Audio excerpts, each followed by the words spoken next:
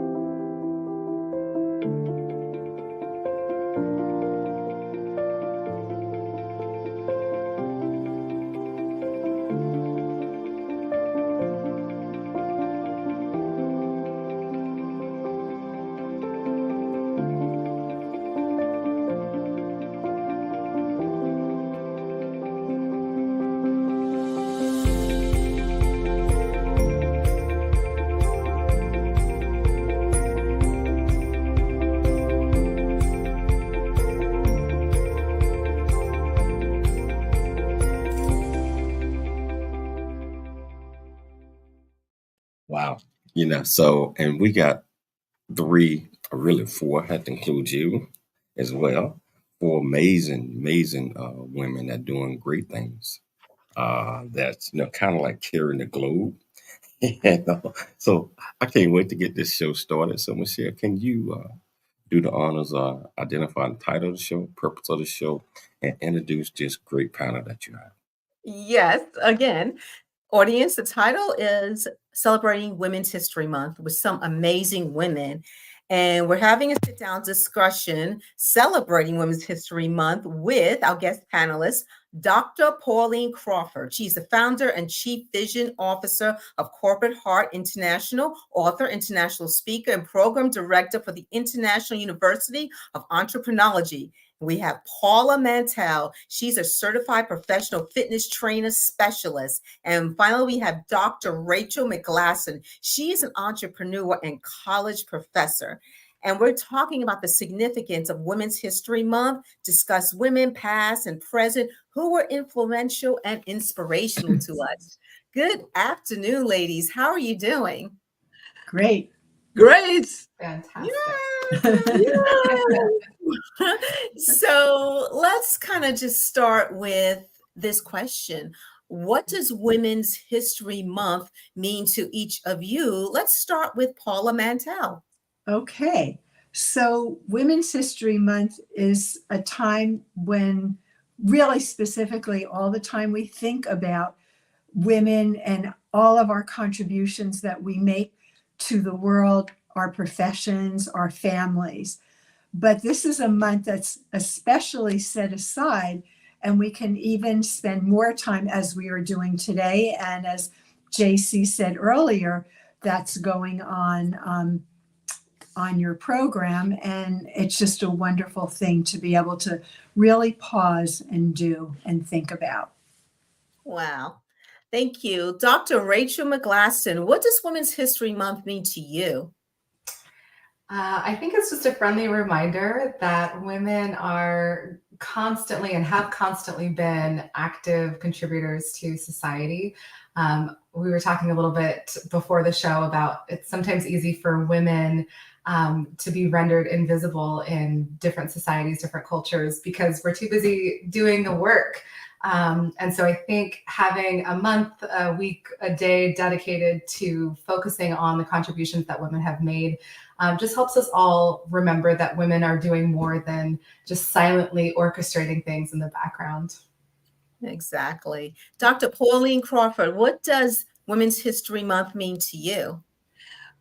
I think it's a fabulous world celebration, and it's wonderful to know that everywhere in the world, as women are half of the world, then in every country, if you look at the demographics, 49 to 51% of the world is female. And so having a month, maybe we should have a whole year, but anyway, no, we've got a month, that's good.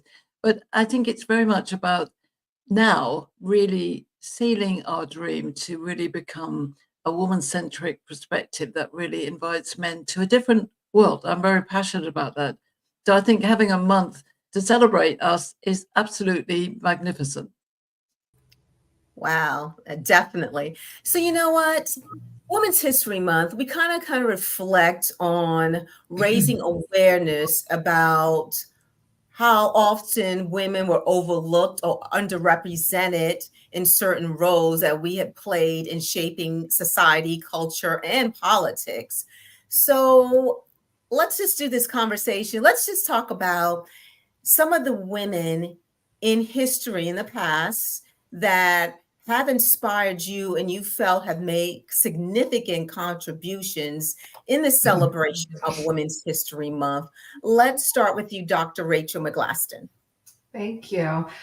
I feel like none of us could be where we are today without, I mean, really all sorts of people, right? But there have been women kind of in every single chapter of my life that I feel like I've been really blessed to witness, whether it's from up close, like relationships with my mom, my grandma, and other women in my family, or, you know, women that I might not necessarily know personally, but their work ethic, their drive, determination, even instances like this. I mean, honestly, Michelle, getting to know you over the last couple of months and the different women I've gotten to meet just from being on this show, I feel so inspired and honored to kind of constantly be adding new amazing women to my circle.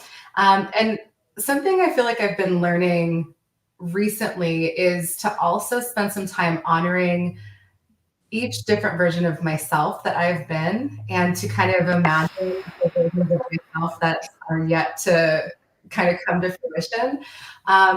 And just, you know, spend some time honoring the girl, the maiden, the mother, you know, all these different iterations. So I hope that answered your question. Oh, yes. Well, you know, Dr. Pauline, is there a particular woman or women that you have read about in history, or women in your life, you know, past and present, that you feel that they have shown strength and empowerment in what they have done? Absolutely. The one I'd love to start with is Eleanor Roosevelt, because her famous quote, "The future belongs to those who believe in the beauty of their dreams." I came across that probably 30 years ago, and I just thought, that's it. That's my mantra. I believe in the power of people, and in particular, I believe in the power of women. And I certainly was very honored with very strong women in my own family life who lived a long time. You know, my mother passed at 93, my grandmother passed at 99 and a half. And they had this very long life. And whether they were in business or in family or society, they always stood up and spoke their thoughts out. They were not shrinking violets. And so I think it's very important that we honor these women. And of course, in my own countries, you might hear a British voice. Margaret Thatcher was an astoundingly strong and determined woman. Whether you liked her politics or not was irrespective of her ability to be one of the first major women politicians in the world. Stunning. Wow. Paula Mantell, what is the women that you can think of, history, present, just that you feel that have contributed to the celebration of Women's History Month? I think, first of all, on a global scale and in all different areas of life and work and professions, I think about people like Serena Williams, Oprah Winfrey. And then on a more local or personal scale, I think about my mother, my grandmothers, and my mother-in-law especially. And all have given examples and strengthened me when I thought, hey, this is hard. But then I think about what each of these people have done, again, on a global level, and then also on a personal level. And that gives me strength and encouragement to think, I can do this, whatever it is. And it's, again, in so many different areas where we have, as women, contributed, really, really is strengthening and reinforcing. Wow. You know, in my life, it's my mother and my sister. Wow. My mom is, and she's here, she's present. I mean, you talk about wisdom and just being strong. I mean, my parents were together, you know, until my father passed for 30-something odd years. My mom raised 4 children and she worked full time. She came home and cooked fresh meals every day.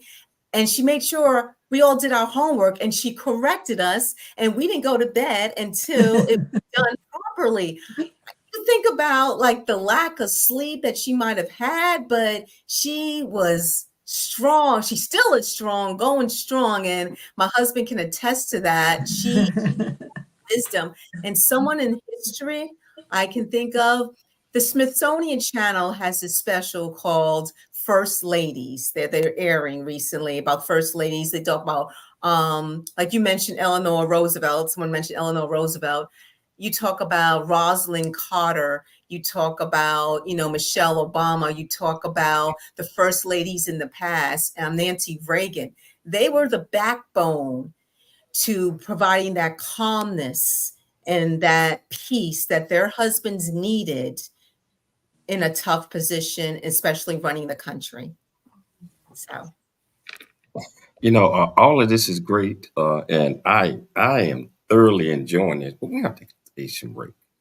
But we're gonna come back, and I'm gonna enjoy this some more. And I know whichever platform that you're watching us on, if you want to be part of the conversation, all you have to do is go to that platform, go to the comments, ask any question that you might have. I promise you, we'll get you an answer. It's your life, and we'll see you shortly after the break. I never wanna leave. Yeah, I'm right where I wanna be. We got something you and me, and I can't get rid of this feeling. Just like a magnet, we're just like a magnet. The things we have can't be taken for granted. Now I know that it has always been you. I can't help it, I'm so drawn to you. Just like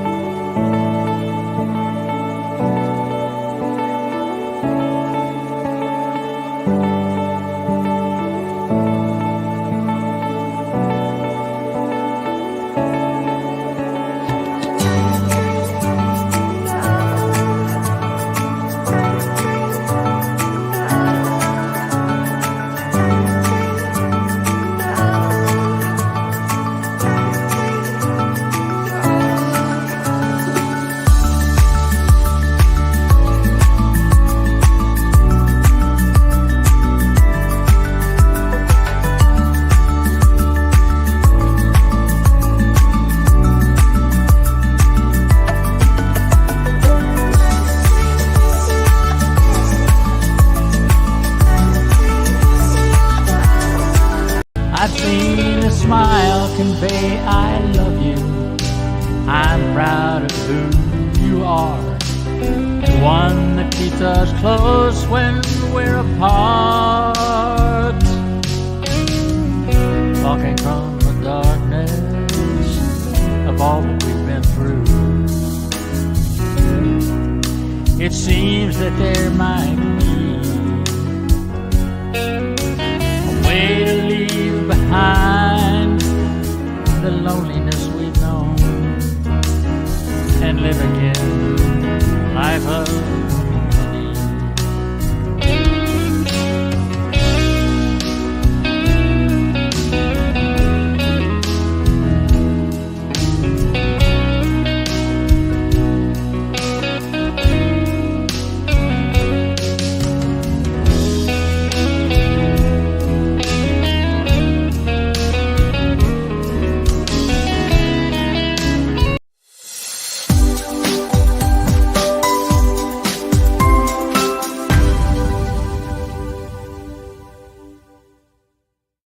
Hello, welcome back to James Cooley Show. It's Your Life, and I am thoroughly enjoying this conversation. Yeah, I call this a day off because I get a chance to sit back and just listen to all these beautiful, wonderful, intelligent young ladies talk about Women History Month and what inspired them to be in the position that they are in today, and also to help encourage others that you can do anything that you set your mind to. So with the past and present women that's leading the way, and these are 4 of them that's doing that as well. All you have to do is just if you can see it here, you can do it. You have to believe in everything that you do. And with that being said, I'm gonna turn it back over to Dr. Michelle Cooley, and I'm gonna sit back and enjoy this conversation. Thank you, James. I think we talked before, a little before the show, about double standards and stereotypes regarding women. So I do believe that those are still being experienced today, especially when a woman is asserting herself. The perception is that she's going through something, or she's just being difficult, or just some other negative perception.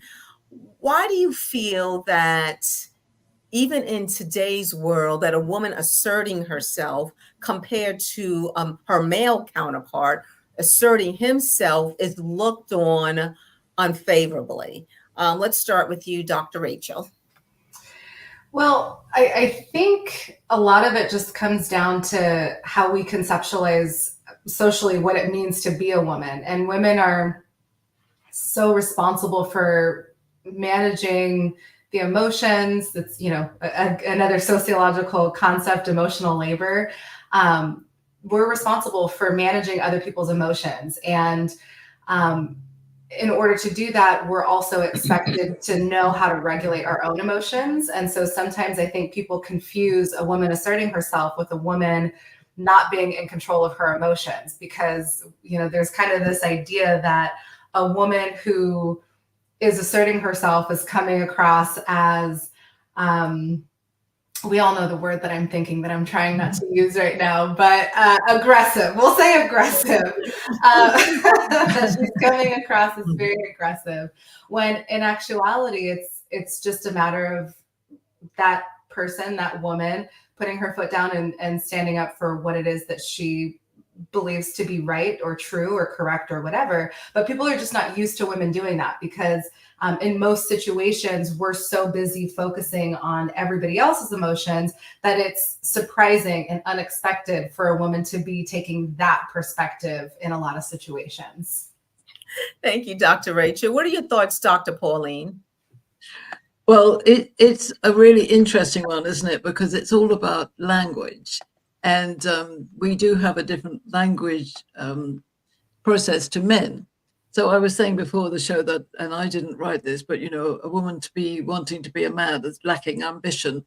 When we take that, is it's the use of the word. What does ambition mean to a woman? What does it mean to a man? And we don't have that conversation. So, for instance, one of the words that I've discovered is that women talk about care and nurturing and emotional capacity. These aren't words that men easily use first. And it's interesting that we've all referenced the role models are our mothers and our grandmothers and our sisters. Yes, men may notice their father role models, but they have a totally different language to us. And that's where I study the idea of the power of authentic harmony. How do we have harmony when, in fact, the brass section of the orchestra is not listening to the strings or the percussion, and they're going, well, my instrument's the best one, therefore play like me. And I'm very passionate that we understand words. Now, men do not use the word nurture easily, and yet women are nurturers of the world. And men will agree that women are nurturers, but it's not a word that we use out there in our language. So that's just one example. And I think I love magical conversations is actually asking somebody, so what does that word mean to you? And then listening and thinking, oh, that's fascinating. Now, women are more likely to do this. So I agree with Dr. Rachael. We've got to understand ourselves as women as women in a world that's been designed by men for men. And we're now at a crossroads, I believe, to make sure that we actually have authentic harmony rather than keep on fighting, because fighting is not getting us anywhere. That's what I feel. Thank you, Dr. Pauline. What are your thoughts, Paula? I also feel that language has a lot to do with it and connotations, so that you think of the minute you think of the word nurture, as you said, Pauline, you're thinking of an image of someone, a feminine person, a woman. You're not thinking. So I think if besides casting aside and creating harmony and not fighting, but also with the attempt of trying to modify language and what our inner visions are to a certain word, not sure how that would be done, but I think language really is an important part of it, and to seek ways of finding commonality between men and women. We share these characteristics. So therefore, again, going back to language, why should they even be divided out as a feminine characteristic versus a masculine characteristic? So that's what I think. Well, sometimes I think that some women, not all, some women, they desperately try to fit into a male-dominated, whatever it's an industry or a corporation. So they I do believe some might lose a part of themselves in a sense. Let's say, we want to wear a dress, it's appropriate, but we want to be seen from our male counterparts as serious. So we may dress a little down and not kind of just really be who we are. Like we're not being our authentic self. And I believe that is a negative when women do that. I mean, if you want to wear on a dress, or whether it's a suit or whatever, or wear lipstick, whatever, makeup, or doll up your hair, that's your prerogative. But you shouldn't down it down or cut back because you're afraid you won't be taken seriously. Does anyone have any thoughts about that? And anyone chime in? We probably all do. We're like, yes. I must give a quick example. There's a lady I knew in the city of London, very, very serious stock market. And this was 20 years ago, an Indian lady, and incredibly bright. And she said, I just decided I was going to wear a bright pink skirt suit, and that was it. Whether they liked it or not, I didn't care. And she just did that in a whole sea of black pinstripe suits. She stood out. And Margaret Thatcher did this to a T. She always stood out in the crowd because she always wore an immaculate color.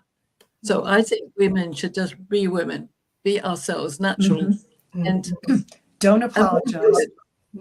Rachael, Dr. Rachael, you want to say something? Yeah, I mean, so this is so much of what my doctorate research was about, is how do successful women lead differently? And this is one of the things, is that they are unapologetically feminine. And I don't think anybody could sit here and deny the just inherent magnetism of a woman that is fully in her feminine. And that means allowing herself to be beautiful and to stand out and to wear bright colors or whatever it is, just to go against the kind of traditional masculine understanding of what it means to look professional and act professional. Society is already expecting us to be a certain way anyway. So I think when women start to really realize that there's so much innate power in actually leaning into those things, magic starts happening. And so I love that story, Dr. Pauline. I can just imagine her in those bright pink outfits. Oh. It's magical, right? Absolutely. Beautiful. Paula, what are your thoughts on that? I also think that it's very, very important to own who you are and not to apologize. I am a woman. I have certain body attributes, if you want to call them that, and traits and characteristics, and not to be like overly what's the word? Not abuse them, not to overly, but to own it and be present as you are and accept that. And if you do things, like I used to say to our kids, say it like you mean it, do it like you mean it, and don't retract, don't apologize, but own it and be genuine with it. You know, this reminds me of a story I had long time ago when I was in my early 20s. Back home, I was dealing with this recruiter, and I never met him, just talked to them on the phone. So we decided to meet because I was looking for a position. So we met, discussed. Later on, he contacted me and said something interesting. He said, I'm glad that, you're an attractive woman, because a lot of the companies I deal with, they want like a certain look in their corporation based on their clientele. And I thought that was really insulting. And honestly, you can get sued for that these days. Yes. They would never say it out loud. But I do believe that stereotype still happens. And I know we're getting ready to take a break in a minute, but what are your thoughts? Do you think that still happens behind the scenes, even though they're not saying it out loud? Yeah. Oh, I think it happens a lot. I mean, if you look at the data about, women in corporate America, and they still having a really tough marginalization. I don't deny it. But then women-owned businesses are also having a tough time. And we've really got to stand up for our beauty and our intelligence as totally valuable, exactly as we are. And I think what Paula was alluding to is we don't want to misuse ourselves. Exploit. It's very much that fine balance. I mean, I study different types of women and how we vary. And I think the truth is, what I think, again, we're all saying is you've got to be genuine and be okay with who you are. And if you're having an emotional moment, have an emotional moment, but own it. Yeah, don't apologize again. Wow. Such a great second segment as well. Of course, we got to take a station break. But, I have not left my seat here listening to all this great discussion, these great conversations that you all are having. And after the break, I'm going to sit down and listen to some more. So when you're watching us at, if you want to be a part of this great conversation, all you have to do is just go to the comments, ask any question that you might have. And I promise you, we'll get you an answer. Yes, your life. And we'll see you shortly after the break.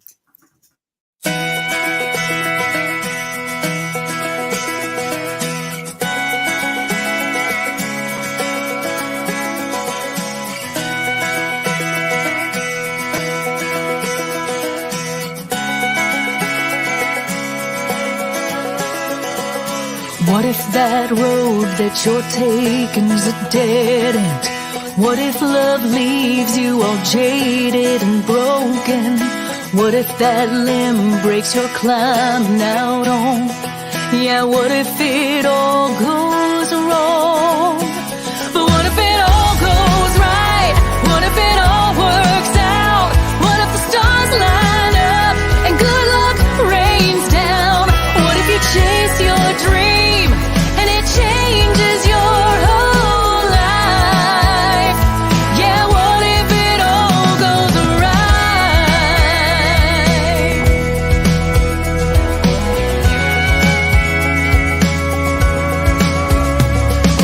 What if that road is a beautiful slow drive? What if that love ends up lasting a lifetime? What if that limb holds you oak tree strong? What if this time nothing goes wrong? What if it all goes right? What if it all works out? Really get a chance to know who you are. And once you know who you are, you truly know who you are, love who you are. Love who you are. You're a masterpiece. Love who you are. Love who you were born to be. Love me some me. That's what I'm talking about. When you leave high school, you gotta know today or tomorrow, hopefully today, what your plans are. Hopefully, there is no bad decision unless there is no plan. Create, collaborate, commit with confidence. Commit with what? Commit with what? And everything that you do. Noah Dingley here, producer of The James Cooley Show, It's Your Life. And the new audio version of James' book, Country Boy, City Boy, A Journey That Ain't Over Yet, is a must-have. James shares his true life story of struggle and success in America. It's both a cautionary tale and a roadmap to achieving the American dream. Get the new audio version of Country Boy, City Boy, A Journey That Ain't Over Yet by James Cooley on Amazon.com or wherever audiobooks are sold.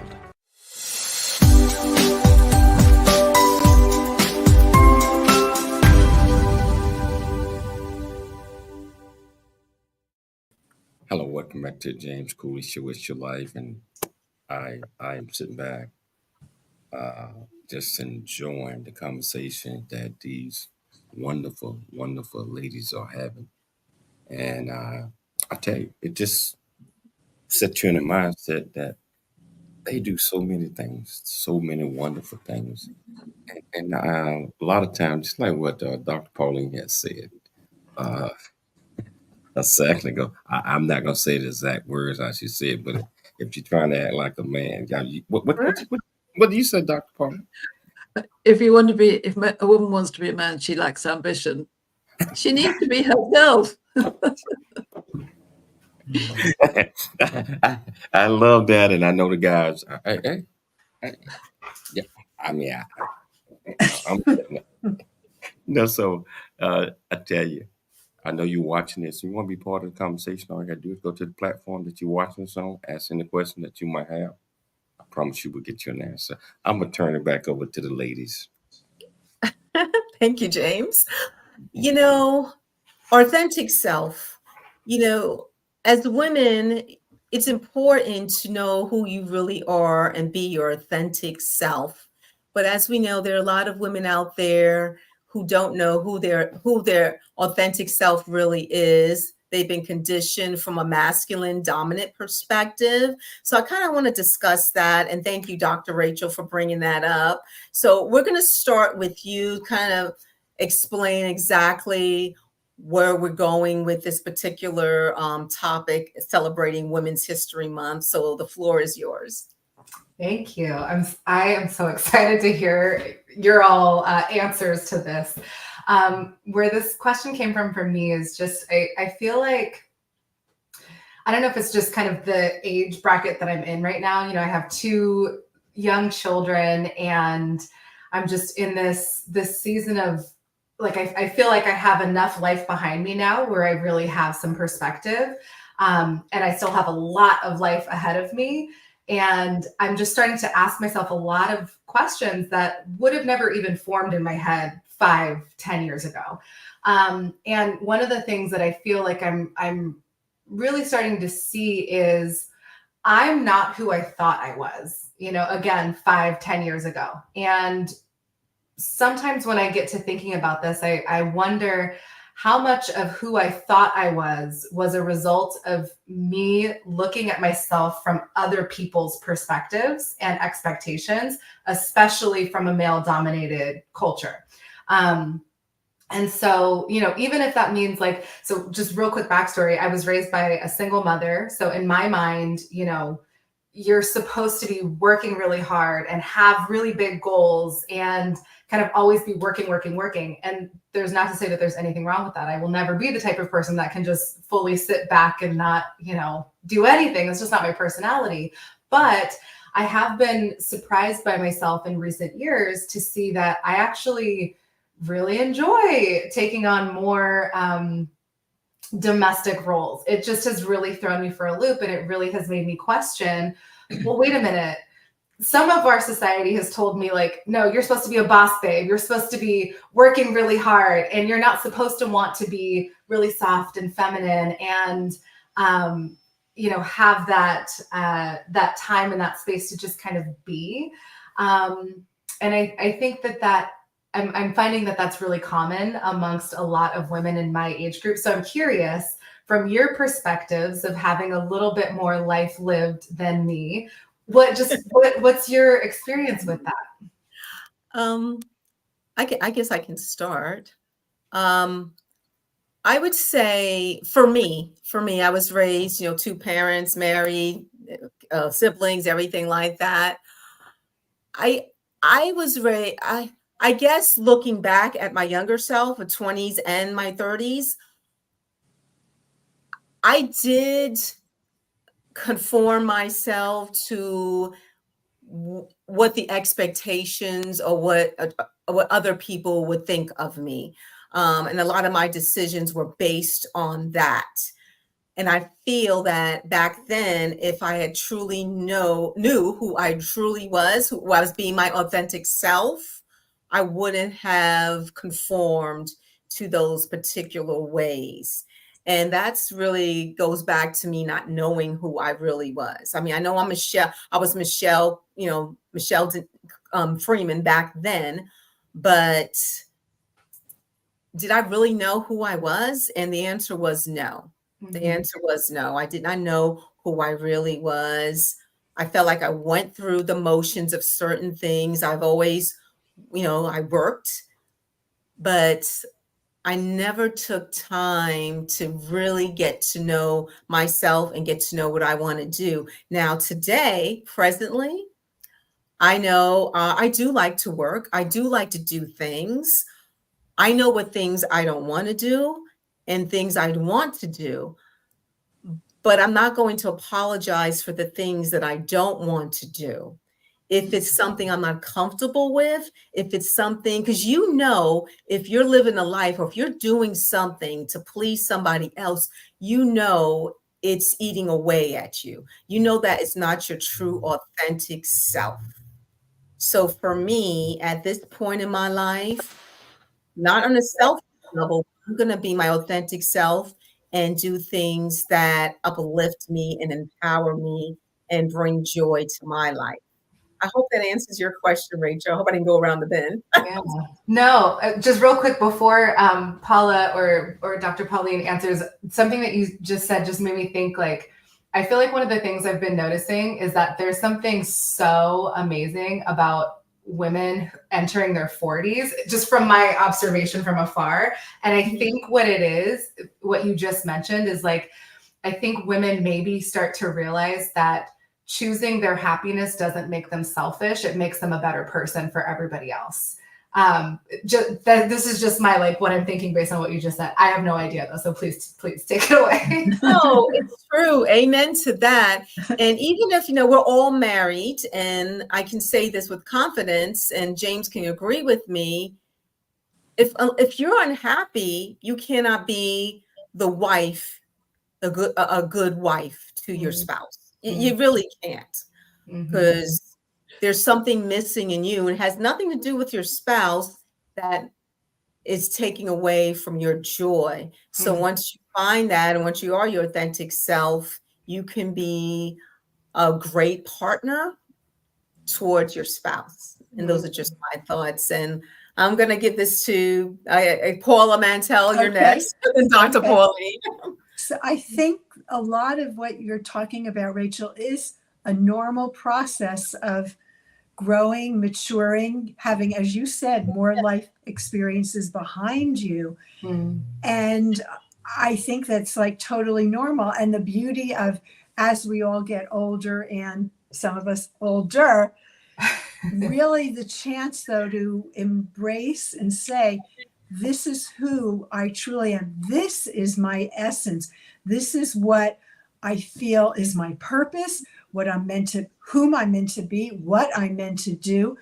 And it's just really wonderful.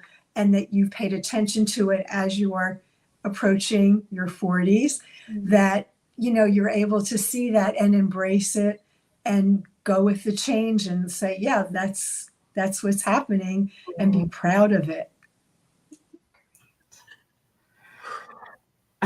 That sigh made me nervous, Dr. Pauline. She's about to speak some truth. I'm going to be 75 in May, so I've got a long experience, my gorgeous friends. Excuse me, Pauline. And I think one of the things is that women have a beautiful, blessed, complex life. A man's life is not as complex as a woman's journey through life, because especially when we have children, I have grown-up children and grandchildren. I've been through that, but I love being an entrepreneur and I love traveling. I met my American husband. I traveled around the world. I did things that I never expected to do. And my kids look at me with kind of awe and frustration, but that's okay too, because you have to own your own space. So I wouldn't say it, like you said, you know, you've got to find yourself.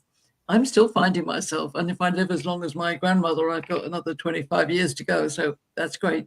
I just want to bring an idea in about being for women. And I'd love to know James's comment on this. When I looked at my mother in her 90s, I decided she was absolutely selfish and selfless equally. And I think that's what women can be. We can be totally selfless because we give, we care, we nurture, we look after everybody. But it's good to be a little bit selfish, and be okay about being me time. Me time is good. Wow. You know, we got to take a station break. But Pauline, come back at the end of the break and pick this up because I think you own to something. And I think Paula was asking you, when was your birthday in May? Yes. When is your birthday, Pauline? Oh, it's May the 23rd. Oh, I'm a little You can early. all come and enjoy, celebrate. I'm a Gemini. That's my husband's birthday.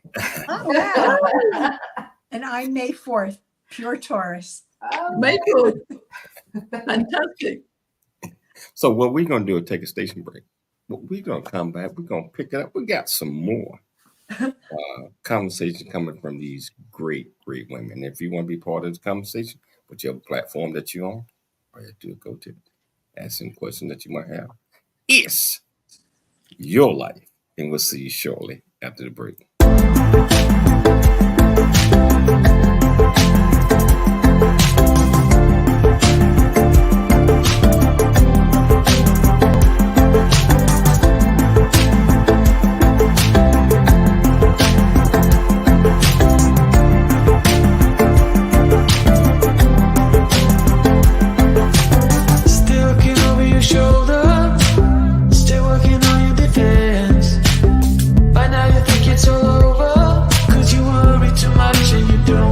You fight again. And if you want my opinion, I'll let it take me away. Only relief is the four on the floor and the crowd that goes, oh, turn it up, turn it up, turn it up,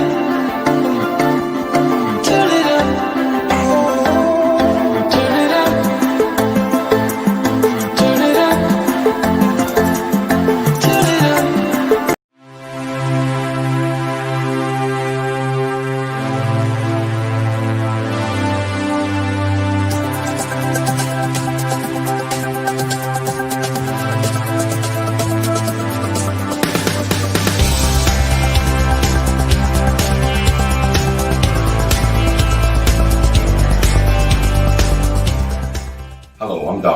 James J.C. Cooley from the United States of America, and I am here to just say, first of all, I'm so happy and honored to be honored to be in the Coffee Book 2023, Unified Brain Z and the other organizations. Thank you so much for giving me an opportunity to be a part of this collection.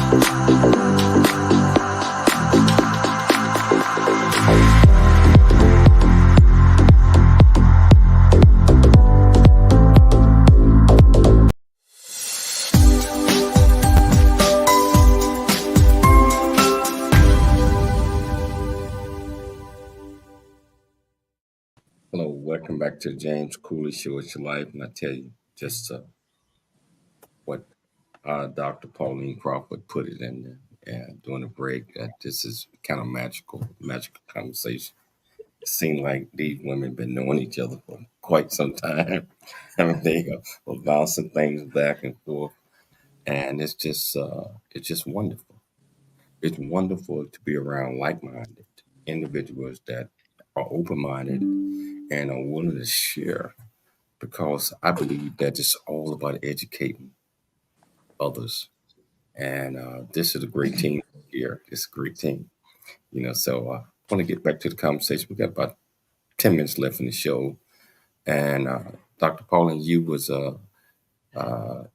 you was finishing up a couple of things that you were saying, but we had to take the break, so I'm going to turn it back over to you. Thank you. I think for me, it's about how we listen to each other and then interact. And interesting enough, we've only got 10 minutes left, and yet we could probably go on for several hours, couldn't we, ladies? Because women do chatter much more than men.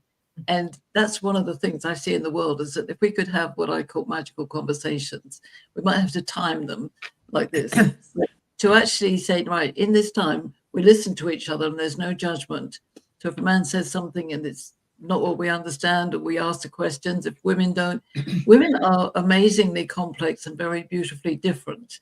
Men are different to each other, but women are more different to each other, I think. And so to answer your question, Rachael, I think to be our genuine self, we really need to love our differences within our own women gender across the world, because we are multifaceted, we are complex, and we love life.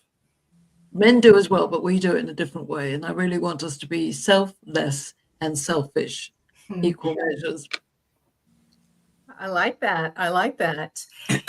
So what self-care is so important, especially to us women. Doesn't matter what age you are, doesn't matter if you're married, single, children, no children. Self-care is so important. And that kind of goes into mental health. We should be taking care of ourselves mentally. Yeah, you can take care of yourself physically, but it's all about the mental health. So, and I'm going to just go around, but I do my me time. And me time for me is like a couple of years ago, but pre-COVID, I went on a girls' trip. We went to New York for the weekend. We had a great time, but I think it's important for me to have things that I enjoy, whether it's going to the gym or meeting a friend. It's always important to have girlfriends, someone to have an outlet with and a discussion with. Life is short. It's 24 hours in a day. And I know we're all busy, but there's got to be a time where you take care of yourself So I call that my me time, whether, I'm going away or James is going away. If I'm staying, I'm like, okay, that's my me time to do whatever I want to do without having any, let's say, responsibilities. I could binge watch a show on Netflix, whatever makes me happy. And I am unapologetic for that. If I want to watch Law and Order SVU for 12 hours that day, that's my business, and that makes me happy, and I don't have to explain it to anybody. So I'm going to go around the room. We'll start with you, Paula.